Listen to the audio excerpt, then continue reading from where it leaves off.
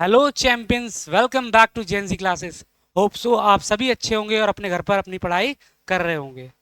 बेटा, इससे पहले हमने अपने 3 लेक्चर कंप्लीट कर लिए हैं, जिसमें हमने अपने 2 चैप्टर्स और एक पोएम कंप्लीट कर लिए। होपफुली आप सभी ने वो वीडियोस देख लिए होंगे। अगर नहीं देखे होंगे तो जल्दी से हमारे चैनल पर जाइए और देखिए। आप सभी के यूटीज आ रहे हैं बेटा, आप सभी को पता होगा। इसलिए मैं आपका एक आज बहुत इंपॉर्टेंट वीडियो लेकर आया हूँ, जिसका नाम है English grammar. Yes, it is very important topic. जो भी बच्चे पेपर देते होंगे उन्हें मालूम है कि ग्रामर आजकल बहुत डिफिकल्ट होती जा रही है धीरे धीरे। मगर वो डिफिकल्ट क्यों होती जा रही है? क्योंकि हम बेसिक्स नहीं पढ़ रहे हैं। तो आज हमारी जो क्लास है बेटा इंग्लिश ग्रामर की, वो बिल्कुल बेसिक रहेगी, है ना। जो ऐसा बच्चा होगा ना जिससे शायद ग्रामर सीखी भी ना हो या देखी भी ना हो, वो भी आज सीख कर जाएगा। तो जुड़े रहिए इसके साथ। चलिए स्टार्ट करते हैं, है ना।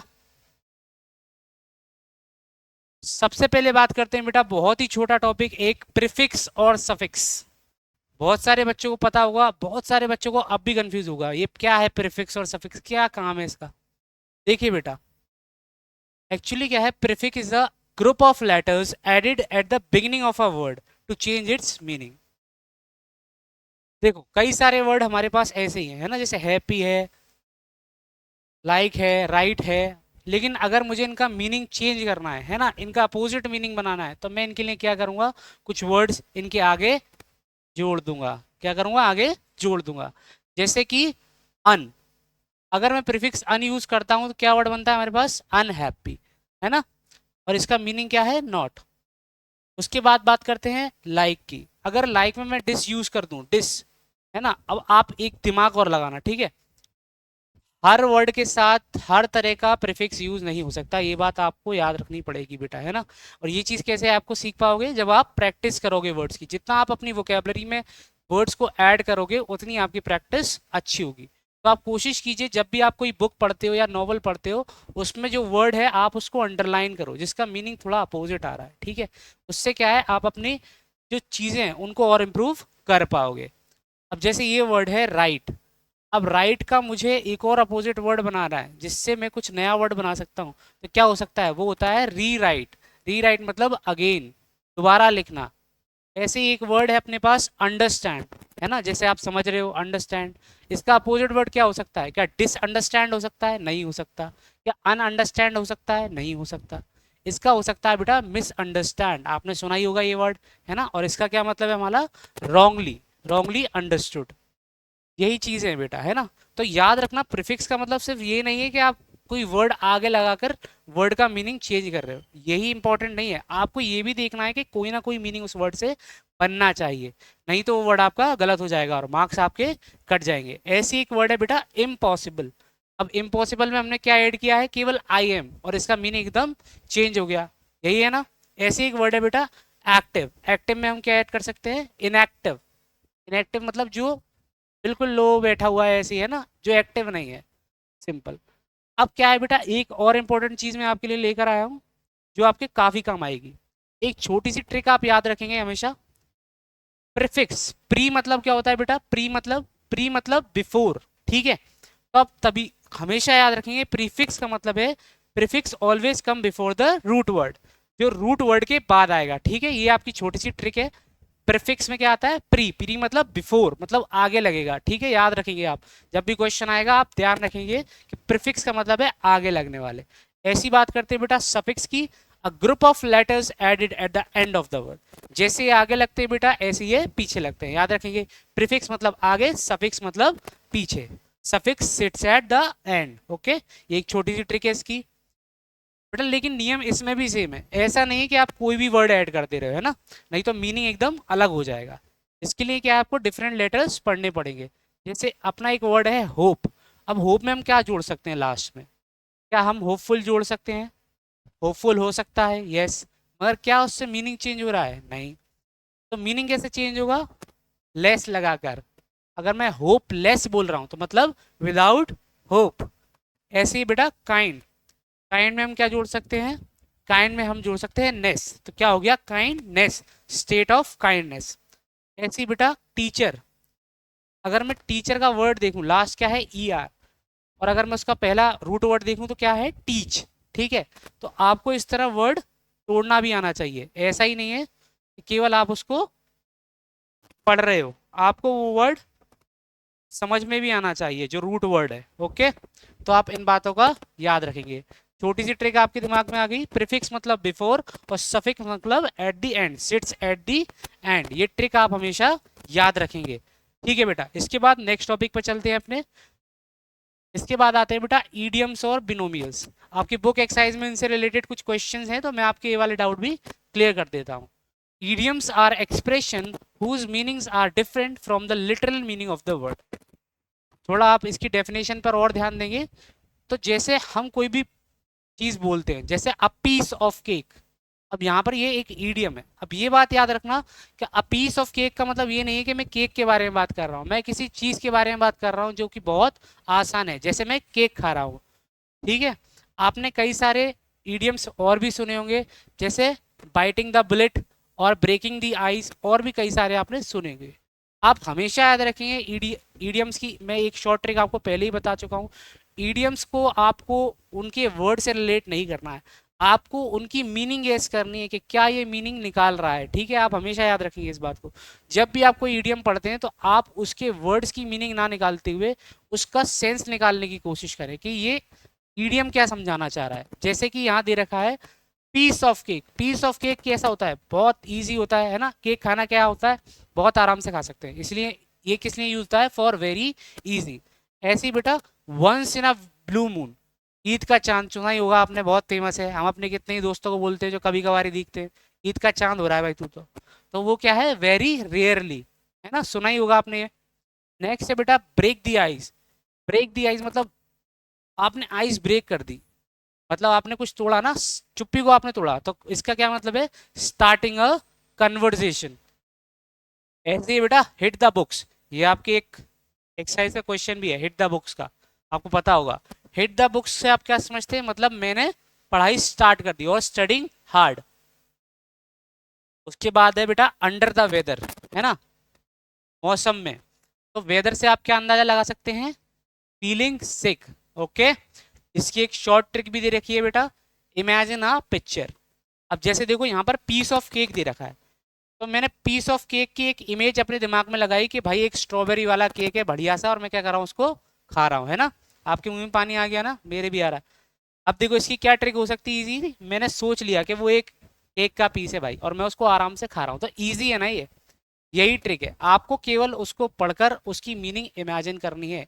और दोस्तों ये बात याद रखना, ये चीज भी आपको प्रैक्टिस से ही आएगी। ओके, तो आप जितने इडियम्स पढ़ते हो उनको यूज करो और उनकी प्रैक्टिस करो। और उसकी शॉर्ट ट्रिक क्या है, इमेजिन अ पिक्चर। ठीक है, अब बात करते हैं बेटा बिनोमल्स की। ये एक नई टर्म आपकी इंट्रोड्यूस हुई है 9th क्लास में, पहले आपने नहीं पढ़ी होगी। Binomials are fixed pair of words joined by and और। ये एक तरह के फिक्स्ड वर्ड होते हैं, है ना बेटा, जैसे माता पिता, है ना, दिन रात, ऐसे वर्ड आपने शायद हिंदी में भी सुने होंगे। ऐसे बेटा ये भी वर्ड है, तो ये किसी ना किसी उससे जुड़े हुए हैं, जैसे कि एंड और से। जैसे bread and butter, black and white, pros and cons, बोलते नहीं हम, इस चीज के प्रोज एंड कॉन्स दोनों चीजें होती हैं, बोलते हैं ना अपन सेंटेंसेस में। Law and order, we should follow law and order, ऐसी चीजें हम भी हम बोलते हैं। We should give and take respect, ऐसी चीजें भी हम बोलते हैं। तो ये चीजें सिमिलर वर्ड्स या फिर ऐसे वर्ड्स पे यूज होती है जब हम किसी चीज का बोथ मीनिंग समझाने की कोशिश करते हैं, जब दोनों मीनिंग हम उसके समझाने की कोशिश करते हैं, वहां हम बिनोमियल्स का यूज करते हैं। ठीक है, अब बिनो की भी एक स्मॉल ट्रिक है बेटा, वो क्या है, बिनो मतलब टू। आप याद रखें, बिनो मतलब टू। जब भी कोई कन्वर्सेशन या कोई सेंटेंस दो वर्ड्स को कंटेन कर रहा होगा जिनका या तो अपोजिट मीनिंग हो सकता है या फिर बिल्कुल डिफरेंट मीनिंग हो सकता है ना, और वो किससे जुड़ रहा होगा, एंड और से, तो वहां हम क्या यूज करेंगे, बिनोमल्स, या क्या अंडरलाइन करेंगे वहां पर, बिनोमियल्स। ये समझ में आया बेटा, बहुत इजी चीजें हैं दोनों, ट्रिक समझ में आई दोनों। याद रखना बेटा, जितना आप चीजों को अपने दिमाग में रोकने की कोशिश करोगे वो तभी रुक पाएंगी जब आप चीजों को इमेजिन कर पाओगे या फिर उनको रिलेट कर पाओगे। ओके, तो अपने आसपास से क्वेश्चंस को रिलेट करो, चीजों को रिलेट करो, तब आप सीख पाओगे। नेक्स्ट बात करते हैं बेटा टेंसेस। ये बहुत बेसिक चीज है बेटा, आज भी मुझे पता है टेंसेस बहुत बच्चों को क्लियर नहीं है। मैं कोशिश करूंगा आपको टेंसेस की एक एक बात आज समझा दूं। ओके, तो स्टार्ट करते हैं बेटा। टेंसेस बेसिकली अपने चार प्रकार के होते हैं, जो कि तीन पार्ट्स में डिवाइडेड है ना, प्रेजेंट, पास्ट एंड फ्यूचर, ये सबको पता होगा। अब इनमें भी चार कैटेगराइज क्या क्या है, present simple, present continuous, present perfect और प्रेजेंट परफेक्ट कंटिन्यूस, यही मेन है ना, आप लोग याद रखेंगे। सबसे पहले आता है बेटा अपना प्रेजेंट सिंपल, ठीक है। आज की जब हम बात करते हैं, subject plus verb first form plus S and E S, ठीक है। आप ये फॉर्मूला याद रखेंगे बेटा, सबसे इंपॉर्टेंट है फॉर्मूलाज, इनको तो आप बाय हार्ट याद करेंगे, ध्यान रखना। ये चीज आपको बाय हार्ट याद करनी ही पड़ेगी, और कोई तरीका है नहीं, है ना। फिर तो आप धीरे धीरे आप अपनी वोकेबलरी में डालोगे तो ग्रामर एज मच टफ नहीं। जब हम बोलते हैं ना स्पीकिंग वाली इंग्लिश में, ग्रामर के इतने रूल हम यूज नहीं करते, बट जब हम लिखते हैं तब हम इन रूल्स का बहुत यूज करते हैं। इसलिए आप क्या कोशिश करेंगे, इनको आप याद करने की कोशिश करेंगे, या फिर आप एक जगह लिखते चलिए। पहला है बेटा प्रेजेंट सिंपल, मतलब बिल्कुल सिंपल सेंटेंस है, जैसे कि I plays a cricket, I plays cricket. तो जब भी आप देखोगे जहां सब्जेक्ट आ रहा है, आपको सब्जेक्ट पता है ना बेटा, होपफुली आपको सब्जेक्ट और ऑब्जेक्ट में डिफरेंस पता होगा, नहीं पता है तो मैं बता देता हूँ बेटा। सब्जेक्ट जिसके बारे में बात हो रही है, और ऑब्जेक्ट जो बात हो रही है। जैसे राहुल इज प्लेइंग, तो राहुल के बारे में बात हो रही है, क्या कर रहा है, वो खेल रहा है, ठीक है। समझ में आ गया आपके, सब्जेक्ट और ऑब्जेक्ट में डिफ्रेंशिएट कर पाओगे आप। अब बात करते हैं फॉर्मूला की। पहला फॉर्मूला है subject plus verb first form plus S and E S.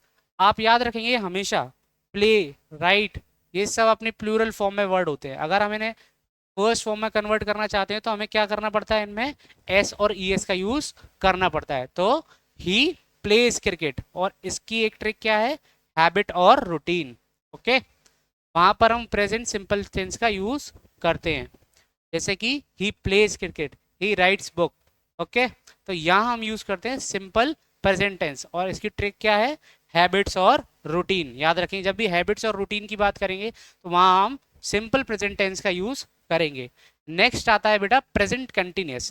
Continuous से आपके समझ में आ रहा होगा जो चीज चल रही है, मतलब कंटिन्यूसली हो रही है। तो यहाँ पर हमारा फॉर्मूला क्या है, subject plus is am are plus verb first form plus I N G, okay. यहाँ पर आई एन जी एड हो जाता है, और वर्ब की फर्स्ट फॉर्म ही रहती है। और किसका यूज करते हैं हम, इज एम एंड आर का, जैसे कि दे आर प्लेइंग, ओके। तो यहाँ हमने आर का यूज कर लिया, ठीक है, और प्लेइंग कर दिया। प्लेइंग मतलब वो खेल रहे हैं अभी तक, दे आर प्लेइंग, वो अभी खेल रहे हैं। समझ रहे हो आप। ग्रामर की क्वेश्चन करते वक्त हमेशा याद रखेंगे कि आप सेंटेंसेस को हिंदी में कन्वर्ट करने की कोशिश भी करेंगे। ऐसा मैं क्यों कह रहा हूँ, क्योंकि देखो भले हम इंग्लिश पढ़ रहे हैं लेकिन हमारी मदर टंग पर हमारी कमांड थोड़ी ज़्यादा अच्छी होती है, इसलिए हम चीज़ों को रिलेट ईजिली कर पाएंगे। तो आप कोशिश करें जब भी आप कोई सेंटेंस इंग्लिश में पढ़ रहे हैं तो आप उसको हिंदी में रिलेट करने की कोशिश करें, इसका क्या मीनिंग बन रहा है, तो आप इजीली इन क्वेश्चन को टैकल कर पाएंगे। नेक्स्ट है बेटा present perfect, okay.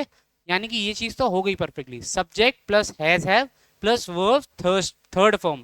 Third form में बेटा ईडी ऐड हो जाता है, okay.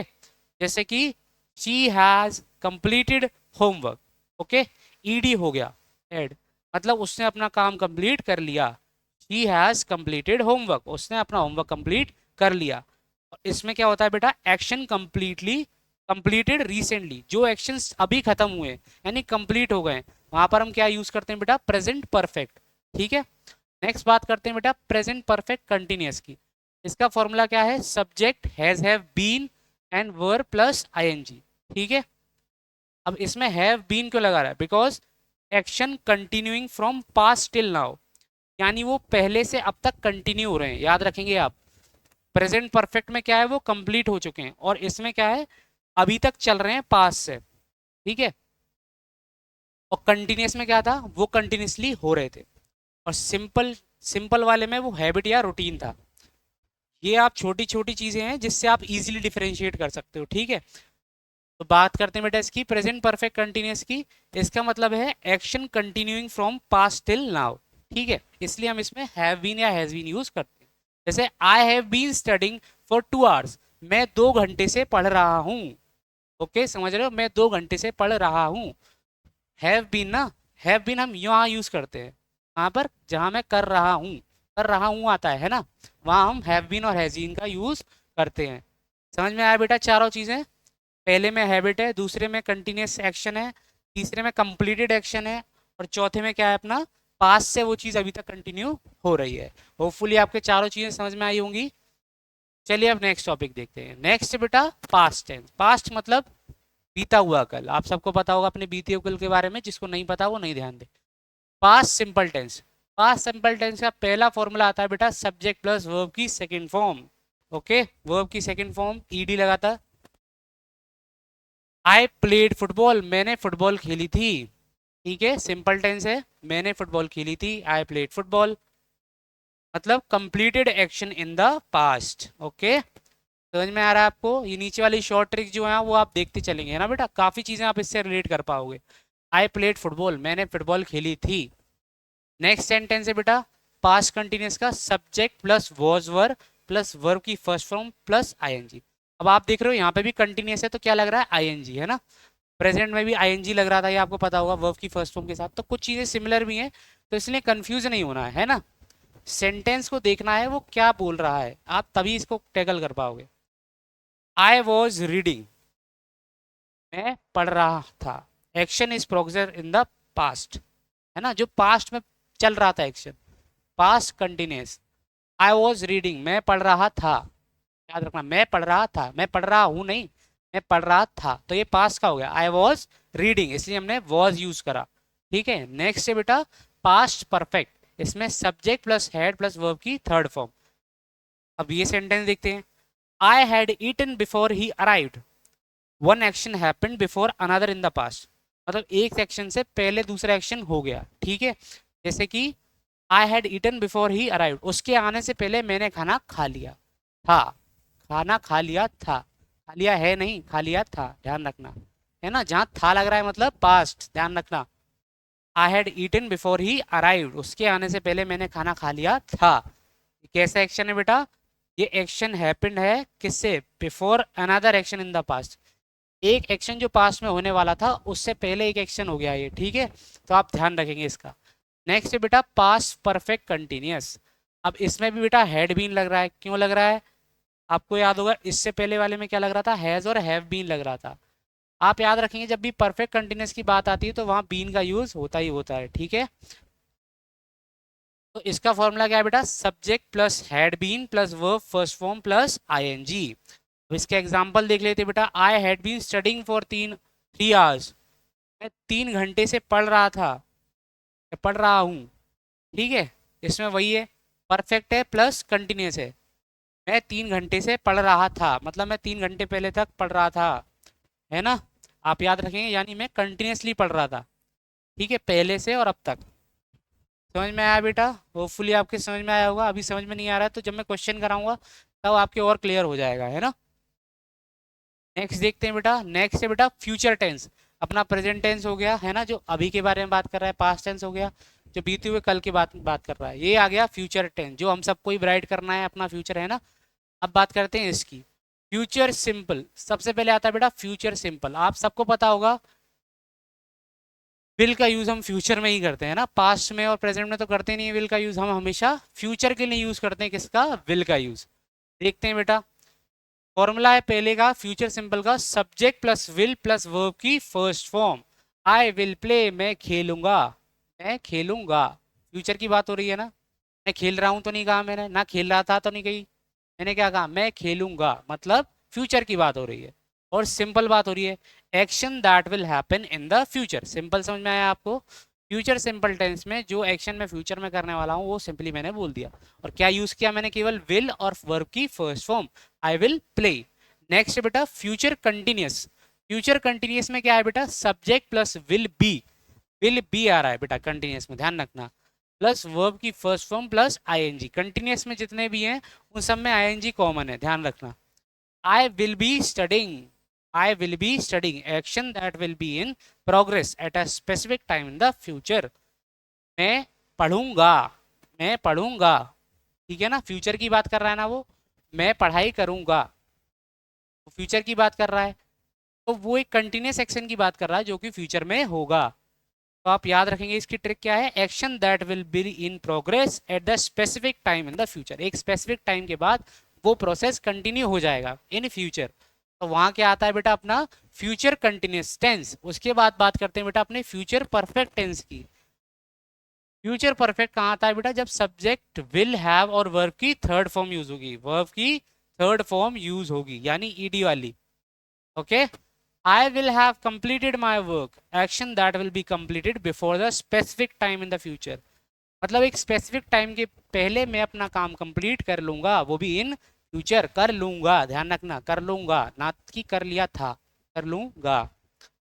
I will have completed my work, तो यहाँ क्या आ रहा है बेटा, subject plus will have plus verb की थर्ड फॉर्म यानी ईडी वाली फॉर्म। ओके, उसके बाद बात करते हैं बेटा फ्यूचर परफेक्ट कंटिन्यूअस टेंस की, जिसका फॉर्मूला क्या है, subject plus will have been plus verb की फर्स्ट फॉर्म विद आईएनजी। अब यहाँ पे भी हैव बीन आ गया है ना, आप याद रखेंगे दो चार चीजें आप कॉमन सुन रहे हो, जैसे आईएनजी और हैव बीन और हैज बीन, है ना, तो आप याद रखेंगे ये कैसे यूज हो रही हैं। I will have been working for 2 hours, यानी कि मैं 2 घंटे के हिसाब से काम कर रहा होऊंगा। Action that will have been in a progress for some time before a specific time in the future, मतलब किसी एक स्पेसिफिक टाइम को लेकर मैं अपना काम प्रोग्रेस में ला दूंगा। ठीक है, ला दूंगा यानी स्टार्ट कर दूंगा। I will have been working for 2 hours. अब आपका होमवर्क क्या है बेटा, आप लोग ट्राई करेंगे सारे परफेक्ट कंटिन्यूअस से एक एक सेंटेंस बनाने की, पास्ट से, प्रेजेंट से और फ्यूचर से। ठीक है, नेक्स्ट देखते हैं बेटा, ये भी कुछ चीजें हैं जो आपकी एक्सरसाइज में दे रखी हैं ना, इनको भी अपन समझ लेते हैं। बात करते हैं बेटा हाइपरबोला की, deliberated exaggeration. I have told you a million times ना, जब हम किसी चीज को जोर डालकर या दबाव डालकर बोलने की कोशिश करते हैं, वहां पर हम हाइपरबोला का यूज करते हैं। जैसे कि मैं आपसे बहुत देर से कह रहा हूँ ना, आप पढ़ लो, ऐसा टीचर कहते हैं ना कभी कभार क्लास में, फिर आप क्या करते हो, नहीं पढ़ते हो, पता है मुझे। आई have told a million times, यानी कि मैं 1000 बार कह चुका हूँ आपसे, 1000 बार, यानी कि ये हाईलाइटेड चीज है ना। जब भी हम किसी चीज को एम्फेसाइजली बोलना चाहते हैं, तो हम क्या यूज करते हैं बेटा, हाइपरबोला का यूज करते हैं, है ना, यानी कि हम एक एक्स्ट्रा वर्ड या एक्स्ट्रा फ्रेज उसमें ऐड कर देते हैं ताकि उस बात का वजन बढ़ जाए या वो चीज ज्यादा इंपॉर्टेंट हो जाए, है ना। यही चीज है, जैसे this bag weighs a ton, मतलब ये बैग तो बहुत भारी है, जैसे मुझे बोलना है ये बैग तो बहुत भारी, तो मैं बोलूंगा ये तो 100 किलो का बैग है ना। तो मैंने एक एक्स्ट्रा वर्ड ऐड कर दिया ना इसको भारी बताने के लिए, ना कि मैंने ये बोला कि ये भारी है। तो जब भी मैं ऐसे वर्ड यूज करूंगा तो वहां क्या आएगा बेटा, हाइपर बोला। डेलिब्रेटी एग्जीग्रेशन, एग्जीग्रेशन मतलब ज्यादा उसको इंपॉर्टेंस देना, ज्यादा उसको बढ़ावा देना, है ना। If it sounds impossible, large और एक्सट्रीम, इट इज हाइपरबोला। ये एक ट्रिक दे दी है बेटा हमने यहाँ पर इसकी। If it sounds impossibly large, मतलब कोई चीज इम्पॉसिबली लार्ज लगती है जहां पर भी, या फिर बहुत एक्सट्रीम लगती है, वहां पर हाइपरबोला का यूज होता है। जैसे कि मैंने किसी से रिलेट करा दिया, क्योंकि ये बच्चा तो आइंस्टाइन जितना होशियार है ना। आइंस्टाइन जितना होशियार नहीं, वो तो शायद एल्यूशन में आएगा। ये वाला हाइपरबोला कैसे हो सकता है, जैसे इस ये तो हाथी के बराबर का है ना, मैंने किसी से बोल दिया, अपने दोस्त को ऐसे छेड़ते हुए ना बोल दिया हाथी के साइज का है, तो ये क्या हो गया, मैंने उससे एक्सट्रीम चीज से रिलेट कर दिया ना, या फिर उसकी साउंड एकदम ऐसा लग रहा है ना, एकदम एक्सट्रीम से रिलेट कर दिया। If it sounds impossibly large और एक्सट्रीम, इट इज हाइपरबोला। आप हमेशा याद रखेंगे इसको कि हाइपरबोला वहीं आता है जहां पर कोई चीज एक्सट्रीमली इम्पॉसिबल लगती है ना, और ज्यादा ही लार्ज लगती है। जैसे कि एग्जाम्पल है अ मिलियन टाइम्स और वेट ऑफ टन। इसके बाद बात करते हैं बेटा एक और पोएटिक डिवाइस की, ode. Ode a poem that praise a person, thing, place और आइडिया।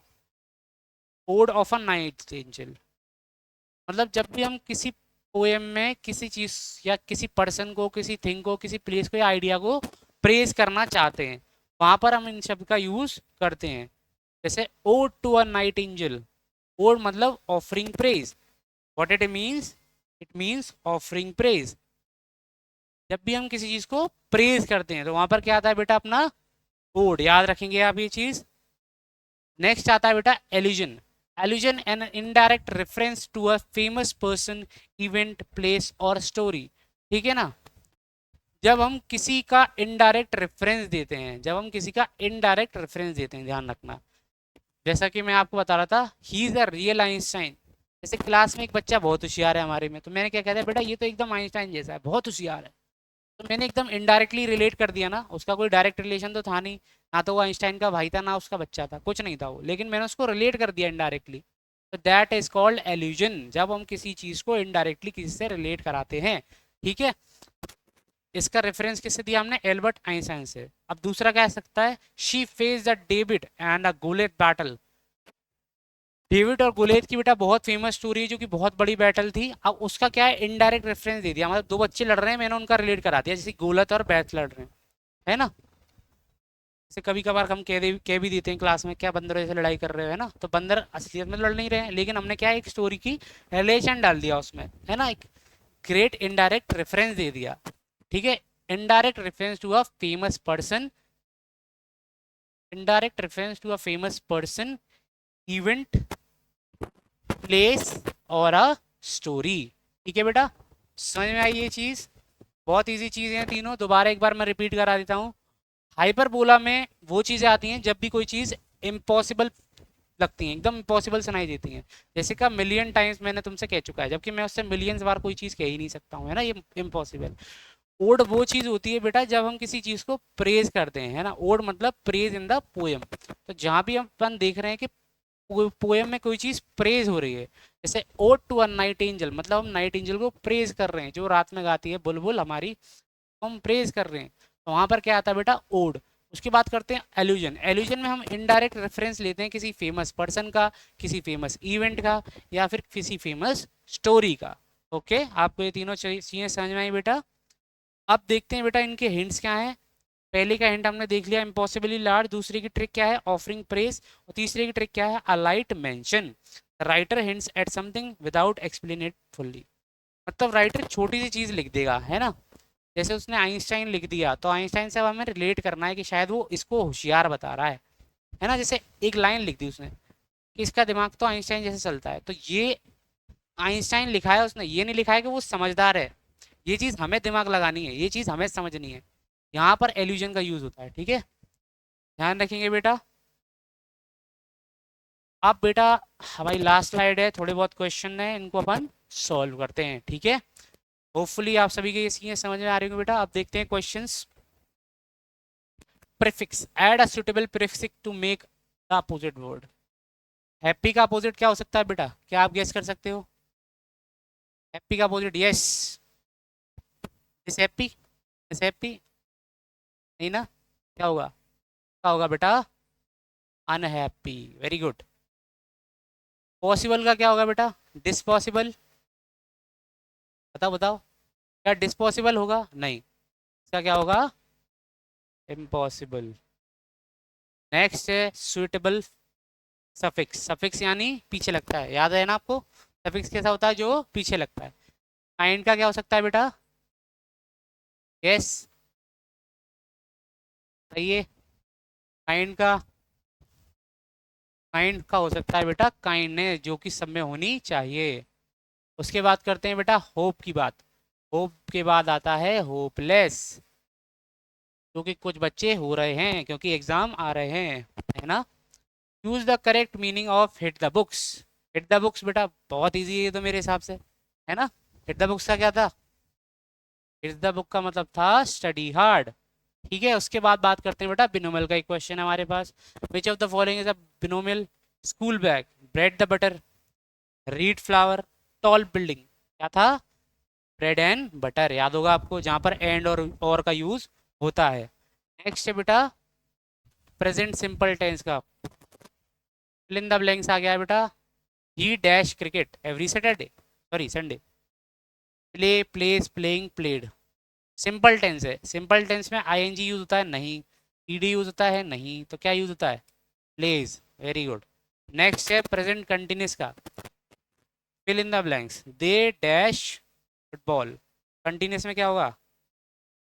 दे प्लेड होगा क्या? नहीं। प्ले होगा? नहीं। याद रखना कंटिन्यूस में क्या यूज होता है? आईएनजी, बहुत इजी चीज है ना। दे आर प्लेइंग, तो आपका सी ऑप्शन सही है। नेक्स्ट है बेटा choose the correct sentence. Past perfect का है, I had finished my work before dinner. I finish my work before dinner. I have finish my work before dinner. I finishing my work before dinner. अब अगर अपन तीनों को sense लिखा है, finish my work before dinner, मैंने अपना काम से पहले कर लिया। I have finish my work before dinner, मैंने डिनर से पहले अपना काम कर लिया। I finishing my work before dinner, मैं अपना काम खत्म कर रहा हूँ डिनर से पहले। कहीं भी खत्म कर दिया नहीं आ रहा है, कर दिया कहाँ आ रहा है यहाँ पर, I had finished my work before dinner, मैंने अपना काम खत्म कर दिया है। आप याद रखेंगे परफेक्ट का मतलब क्या है, काम खत्म हो चुका है, चाहे वो पास्ट में हो चाहे प्रेजेंट में हो। अब बात करते हैं बेटा फ्यूचर परफेक्ट टेंस के क्वेश्चन के बारे में। बाय नेक्स्ट वीक आई, क्या होना चाहिए, आई क्या कंप्लीटेड होना चाहिए, नहीं, कंप्लीटेड क्यों ना होना चाहिए बेटा, बिकॉज फ्यूचर की बात हो रही है ना, फ्यूचर में क्या आता है, विल, विल है ना, क्या आना चाहिए इसका, will have completed the project by next week, I have been completed the project। ठीक है, डी होगा इसका ऑप्शन। नेक्स्ट क्वेश्चन है बेटा हाइपरबोला का, identify the hyperbola, the sunrise in the east, I have a blue pen, I have told you million times she is reading, क्या होना चाहिए बेटा इसका, गेस करो, इसका होना चाहिए बेटा ये वाला, मिलियन टाइम्स वाला, ये एग्जांपल तो मैंने आपको दिया भी था, याद होगा आपको। नेक्स्ट बेटा लास्ट क्वेश्चन अपना एल्यूजन का, he run fast, he she sings well, he is a real Einstein, cat is sleeping, इसका क्या होना चाहिए बेटा, बहुत इजी है, बूढ़े बाबा दिख रहे हैं आपको, कौन है ये, आइंस्टाइन, इसका आंसर होगा ही इज अ रियल आइंस्टाइन। मैंने थोड़े थोड़े हिंट्स भी दिए थे आपको। होपफुली बेटा आपको ये सब चीज़ें समझ में आई होंगी और ये लेक्चर आपको पसंद आया होगा। बहुत सारी चीज़ें हैं बेटा ग्रामर में, ग्रामर का कोई एंड नहीं है। होपफुली आपके ये लेक्चर समझ में आया होगा और आपने चीज़ें सीखी होंगी। इसकी पीडीएफ हम अपने लिंक में डलवा देंगे बेटा, और आगे की चीज़ों के लिए आप इस चैनल से जुड़े रहिए। Thank you, best of luck.